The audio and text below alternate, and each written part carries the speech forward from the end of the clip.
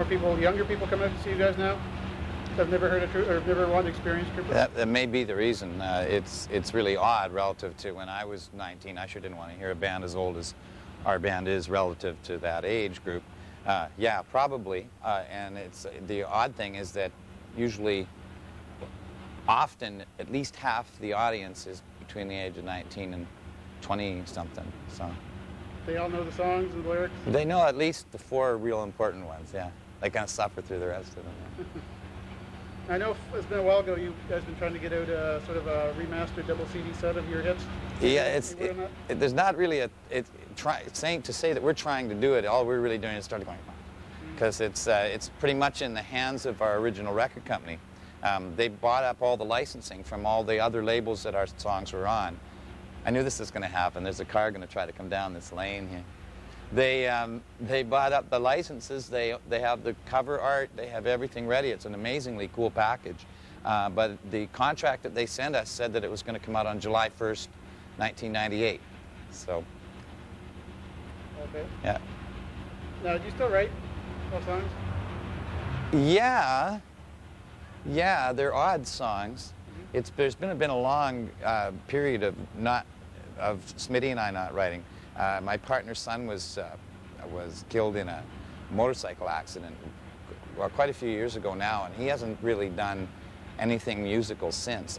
So I've taken to writing these very odd songs, but as a group we haven't sort of sat down with the let's make an album thing. I mean, the carrot part of it tends to dissipate after you've made 10 albums. Exactly. Yeah. But yeah, I mean, it's a more musical process when I get around to doing it. All the guys in the band are writing and recording their own records right now, with the exception of my partner. So there's a lot of musical stuff going on, but there isn't a big push to do a Trooper album right now. Okay. I read somewhere you said that you prefer now playing in the smaller clubs and actually the arenas that you used to. Is that a fact? You know what I prefer is playing to a bunch of people who are just going for it, you know, just blah. And most of the shows that we do now are like that. So it isn't a question so much as of big or small as excitement level. And a lot of what we did in the big coliseums, because the stages were so big and because there was such an expectation for us to work with the lights and the staging and stuff, there'd be little X's all over the stage where you had to remember to be at a certain time, because when you hit that X, this big barrage of lights that had been planned to come on you come on, right? Mm-hmm. So, you know, mostly you were kind of walking through the light show for the sake of the light man rather than having any fun, right? It was great to see everybody screaming and cheering, but this, well, you haven't seen it yet, but this is like ridiculous. Every night we do whatever we want, and that's a whole lot more fun. Yeah. Were you guys prepared for when the excitement hit, when we're here for a big good time come out, and you know, the big sold out shows? Because at that point I suppose you were just, you know, playing the bars. I guess the perception, everybody's perception is always that there is some moment where you realize that something's happened. The actual reality of what happens is it grinds on so slowly, and what you really have more is a sense of the responsibility that's suddenly upon you. A gold record isn't a reward, it's kind of menacing, you know. It's like it's up on your wall while you're trying to write the next record, and it's going to, you know, okay, asshole, try and, you know, top this, right? So anything good that happened, by the time we were doing it, we'd sort of rehearsed for it a little bit in some way, you know, a smaller show. You know, when we finally played the Vancouver Pacific Coliseum with our parents in the VIP box and stuff and sold out, that's the only time where I really felt like the Elvis movie, you know, where I really felt like Elvis gets to just go up, sing one song, everyone goes crazy, and then he grabs Anne Margaret and takes off, right? We had to do the whole show, but it was still a key moment. But nothing ever took us by surprise. It was always a sort of a slow build. And none of it was like, oh boy, wow, except maybe that one show.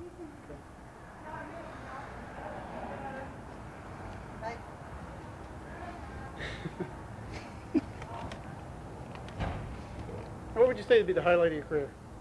I think I just told you. Yeah, I think that playing in the hometown that was pretty cool. There's a lot of what we do now is It's really feels really good. Like there's a real sense of freedom now to what we do that we kind of bought with all the success.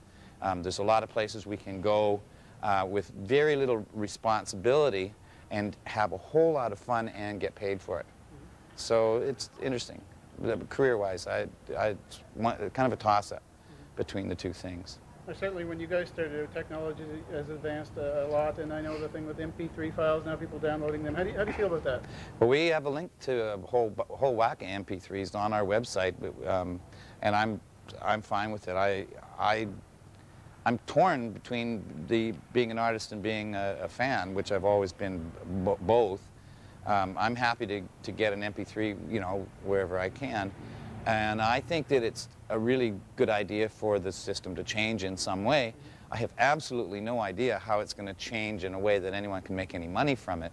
But I don't know that that's anything I can control anyway. I love the whole idea, the whole digital thing, that you can make anything into ones and zeros now.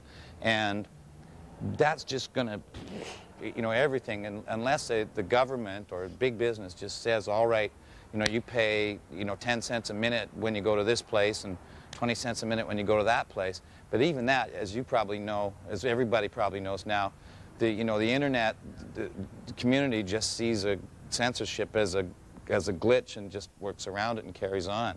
So, you know, if MP3s are, if they put some kind of coding in them so they don't work or you can't use them, they'll just come up with MP4s, you know. It'll just, exactly. So I think it's a riot. I think it's just a total riot. I spend most of my free time online, so.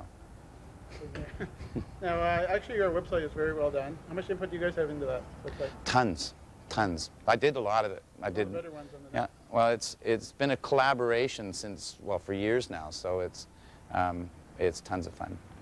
Okay. You guys plan on doing any of the rock festivals this summer? That's our summer. I know last time you did the High River Festival. Yeah. Or actually in Alberta. Apparently you guys didn't get paid, I guess. That jerk.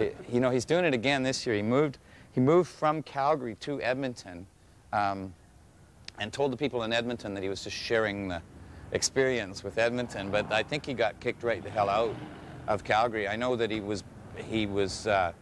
owed the Alberta government a whole bunch of money and then made that company bankrupt and moved the whole thing over to another company that he had ready so he could do it again this year. But he didn't pay us. And he didn't tell us until we finished our set. We came off stage and he said, oh, well, okay, you can go now. We're like, yeah, so I don't know what's going on, but we won't be doing that one this year. Okay. But we're doing a lot of them, and we did a lot of them last year too.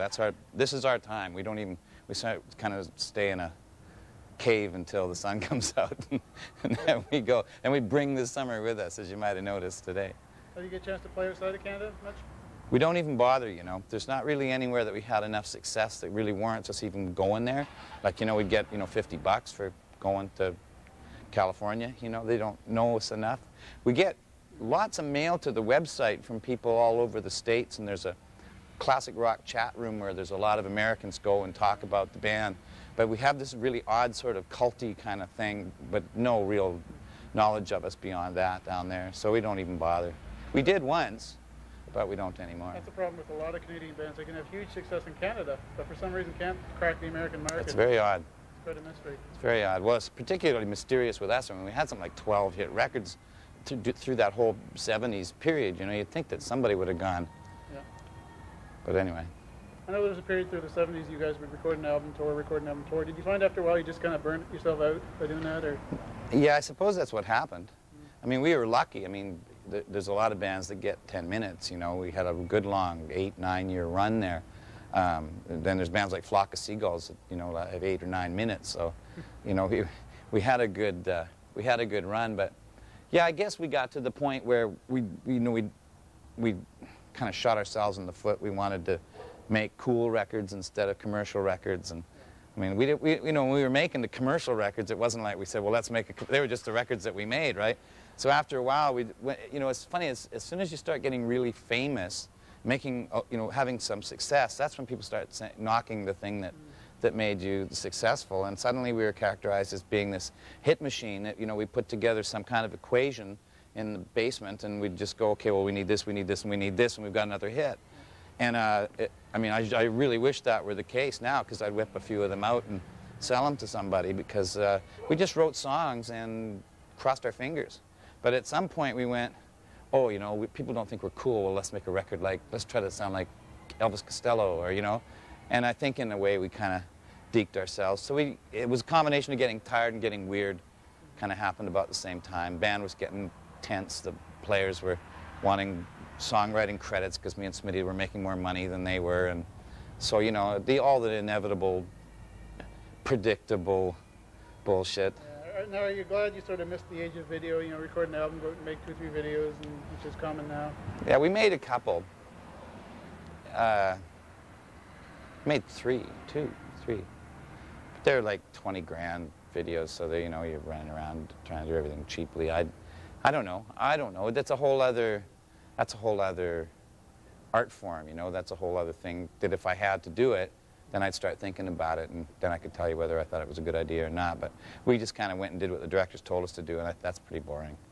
It's pretty stupid. Now, before, I know Bryan Adams, Reckless, and Alanis Morissette, and Shania, and I guess, you know, Diamond albums are the big thing now, and I guess you guys had the first Diamond album with Hot Shots, which I guess, what, 1 million copies in Canada? Yeah, Hot Shots was the first record to sell that many records by any Canadian artist ever, including, you know, Anne Marie and anybody, right?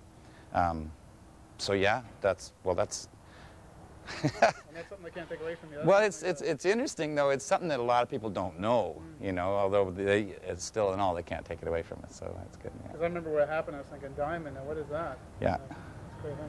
Yeah. So what's the plans for the future now? Just more touring across country? Well, there's songs, and there's the touring thing has gotten silly. Through the summer, we're working all the time, so it's there's been a lot of high-profile TV stuff going on in the last little while, and there's some more of that coming up. So yeah, it'll keep us busy for a while. As you get older, time seems to compress. Yeah. And years go by, and the time it used to seem like 2 or 3 months. So, you know, I've got lots of plans, but I don't seem to kind of get to them. Mind you, the 11-year-old boy might have something to do with that too. Maybe I'll be producing his album in a couple of years. I wish you the very best of luck, and hope you continue for quite a few years. Well, thanks. Yeah, I hope the same.